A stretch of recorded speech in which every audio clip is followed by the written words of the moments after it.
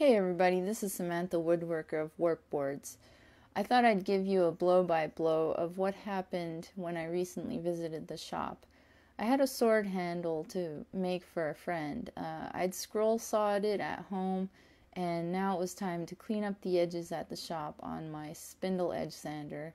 So I taped it together and hit the sander. And then I found that the sander couldn't get into the corners, so I filed the inside corners to clean them up.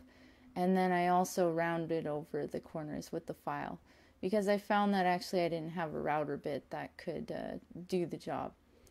So that's done, and I'm very pleased with it.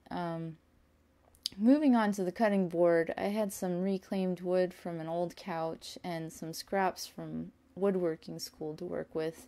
I knocked the feet off of the couch parts, and some of it was flame maple under there. That was surprising to find. So I was working for the first time with pieces that had finish already on them. I made sure to take out all the staples, and then I cleaned up some of the edges on the jointer, but mostly I ran them through the table saw as is. And chop them up into all the same thickness, which is a little over 2 inches thick. And then I started to get this nice assortment of equal little pieces.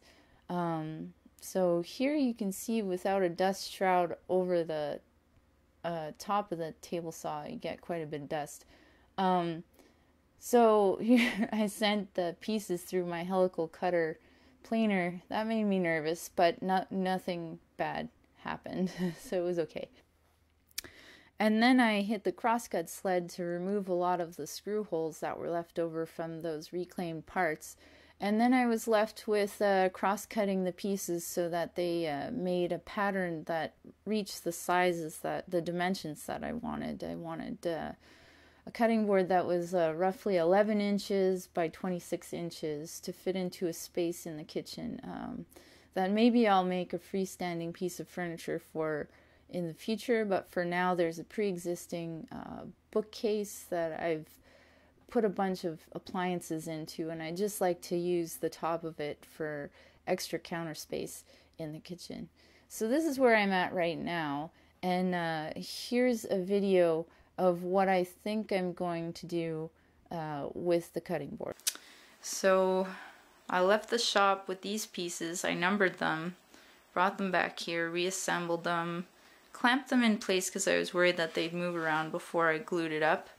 And now I'm debating whether I want to put some dowels to each piece to make sure they register as I'm gluing them up, or whether I want to cut this at 90 degrees on my bandsaw here and register them up against some kind of stop so that I can just push those to get these joints to close, and then also glue it up on some kind of flat surface that has a non-stick quality.